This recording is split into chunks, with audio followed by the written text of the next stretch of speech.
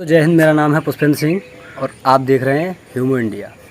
तो दोस्तों, आज मैं चर्चा एक गहन विषय पर करना चाहता हूं, जो आज के युग में और आज के समय में देखा जा रहा है कि कथा भागवत बहुत चल रही हैं और हर एक कथा भागवत में यज्ञ होता है। तो यज्ञ होता है और हमारे धर्म प्रचारक हर बात में यही कहते हैं कि यज्ञ कराइए, आपको पुण्य मिलेगा।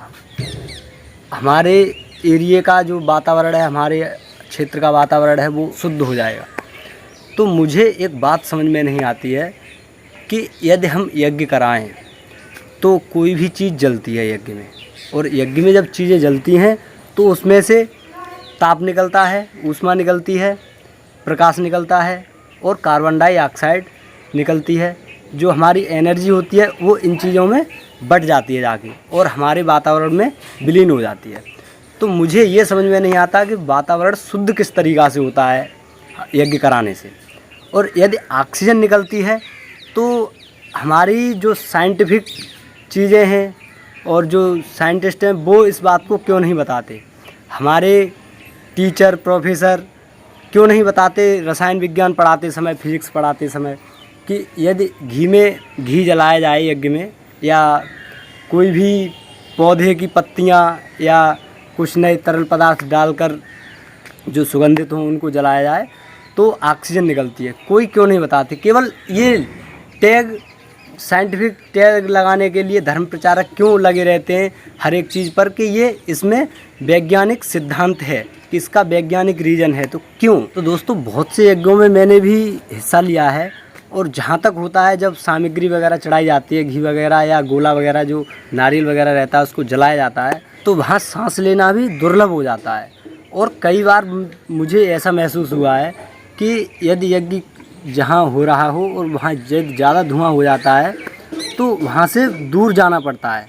तो हमारे शरीर में ऑक्सीजन की कमी रहती है, जब सांस लेते हैं तो ऑक्सीजन आती है। तो जब हमें ऑक्सीजन नहीं चाहिए तो हमारा शरीर उसको क्यों ग्रहण नहीं करता।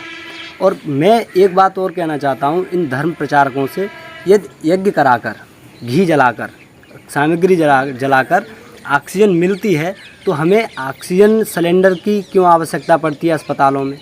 और जब कोई व्यक्ति यदि ऑक्सीजन नहीं ले पाता है, सांस नहीं ले पाता है, तो उसको ऐसा किया जाए कि किसी कमरे में सामग्री और घी को बहुत सारा घी और सामग्री जलाई जाए और बहुत सारा धुआं इकट्ठा किया जाए कमरे में, और जो व्यक्ति सांस नहीं ले पा रहा है या फिर जो भी यज्ञ करवाने का प्रेरणा देते हैं, कहते हैं कि वातावरण शुद्ध होता है, ऑक्सीजन लेवल बढ़ता है, तो मैं चाहता हूं कि उनको उस कमरे में बंद करके और खूब धुआं कर दिया जाए, जिससे कि उनका शरीर अच्छी तरह से स्वस्थ हो जाए। और जहां तक है, जो ज़्यादा ऑक्सीजन ग्रहण करते हैं उनकी लंबी आयु भी होती है, ये भी मैंने पढ़ा है।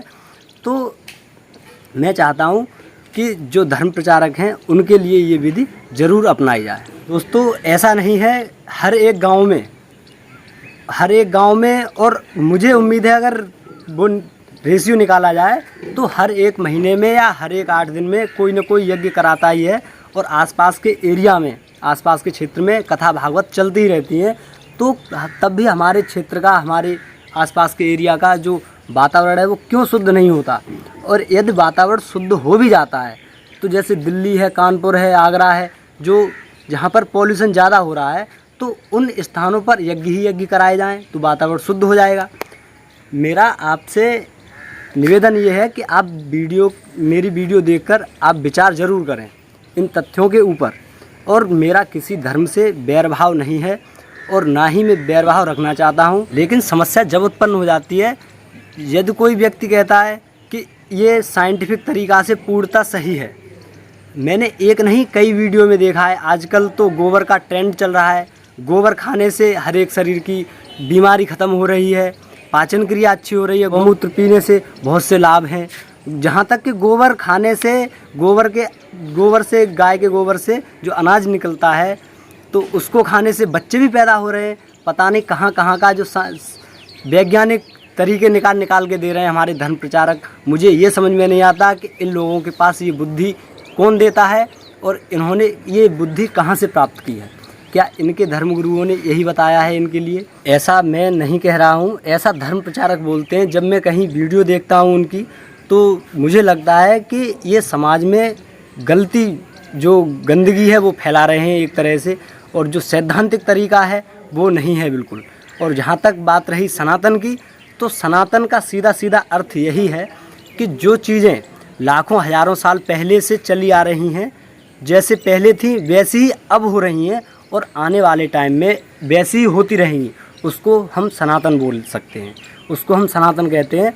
और ना कि एक कोई मजहब है सनातन, ना कोई धर्म है सनातन। दोस्तों मेरी राय आप अपने तक सीमित न रखें, अपने साथियों से, अपने परिजनों से, हित प्रेमियों से तक पहुंचाएं और उनसे ज़रूर कहें कि इन चीज़ों पर थोड़ी विचार करने की आवश्यकता है। जो हमारा समाज पाखंडवाद में जकड़ा हुआ है उसको निकलना होगा और तभी हमारा देश तरक्की कर सकता है।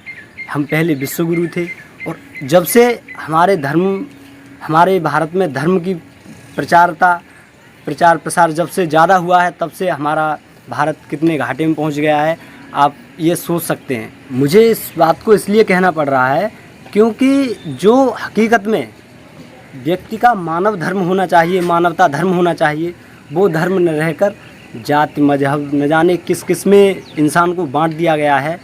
और अफसोस की बात यह है दोस्तों कि हमारे देश में हिंदू पैदा होते हैं, मुस्लिम पैदा होते हैं, सिख पैदा होते हैं, ईसाई पैदा होते हैं, लेकिन मानव पैदा नहीं होते। ये सबसे बड़ी समस्या है। तो दोस्तों कुछ लोग कहते हैं मुझसे कि तुम हिंदू धर्म में रहकर और हिंदू होकर और हिंदू धर्म की बुराई करते हो। तो मैं उनसे कहना चाहता हूँ कि मैं बुराई नहीं कर रहा, मैं अपनी तार्किक बातों को रखता हूँ, अपने विचारों को रखता हूँ जहाँ तक हो सकता है, और जो समाज में पाखंडवाद फैल रहा है उससे समाज को निकालने की कोशिश करता हूँ। तो इसके लिए मैं एक एग्जाम्पल देता हूँ। जैसे मान लीजिए आपका मकान बहुत पुराना हो चुका है, आपका मकान यदि पुराना हो चुका है तो उसकी दीवारें भी पुरानी हो चुकी होंगी। तो यदि उसी मकान में रहकर आप उसकी मरम्मत नहीं कराएंगे, उसकी डेंटिंग पेंटिंग यदि नहीं कराएंगे, तो एक दिन यदि आप उसी मकान में रहेंगे तो एक दिन आपको वो कब्र के समान दफन कर देगा, मतलब वो मकान गिर जाएगा और आप उसमें दबकर मर भी सकते हैं। तो इसलिए नव निर्माण की आवश्यकता ज़रूर है और ये प्रकृति है, प्रकृति हमेशा बदलती रहती है। तो इसलिए आपसे निवेदन है कि आप इस वीडियो पर विचार करें और ज़्यादा से ज़्यादा लोगों तक पहुंचाएं और मेरी बातों पर आप विचार विमर्श ज़रूर करें। तो दोस्तों वीडियो देखने के लिए आपका बहुत बहुत धन्यवाद। दोस्तों हम फिर मिलेंगे कुछ नई जानकारी के साथ में। दोस्तों जय हिंद, मेरा नाम पुष्पेंद्र सिंह।